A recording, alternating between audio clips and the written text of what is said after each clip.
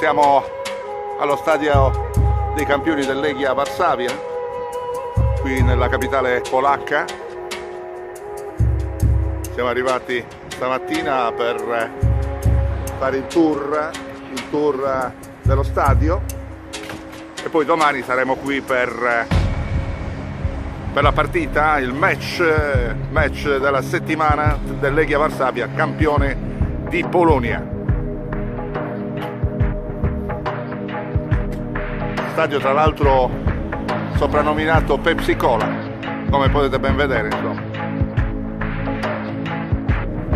Ecco il quartiere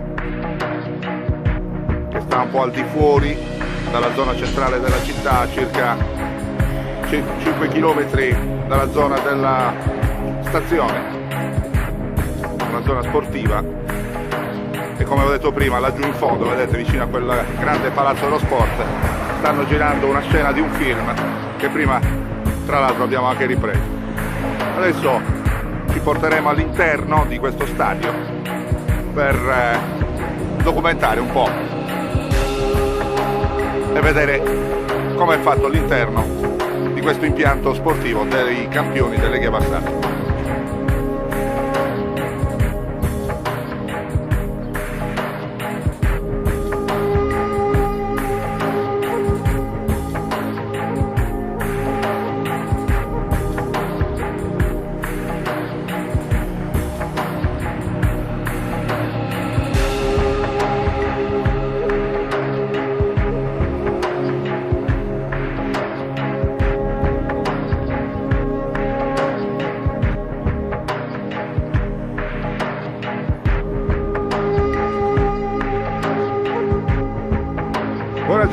Buona giornata a tutti da Varsavia, naturalmente a tutti gli amici collegati su Telesardegna Network per l'appuntamento, il calcio on the road. Sono qui davanti allo stadio del Legia Varsavia, campione, campione come ho detto prima di Polonia. Ebbene, oggi avrò il tour qui in questo stadio meraviglioso, uno stadio storico e la squadra più blasonata di Polonia. E poi domani, tra l'altro, in diretta a partire dalle 18 qui dallo stadio per la partita di campionato del campionato polacco, proprio della formazione campione di Polonia e Legia, che affronta il Pogoń. Una partita interessante, Legia Varsavia che naturalmente sta lottando per vincere il titolo anche questa stagione, e quindi saremo noi presenti ancora una volta in giro per l'Europa con un'altra formazione titolata appunto a carattere europeo. Per cui seguiteci, naturalmente il calcio on the road a cura di Renato Scanu per tutta Europa, linea che può tornare alla regia.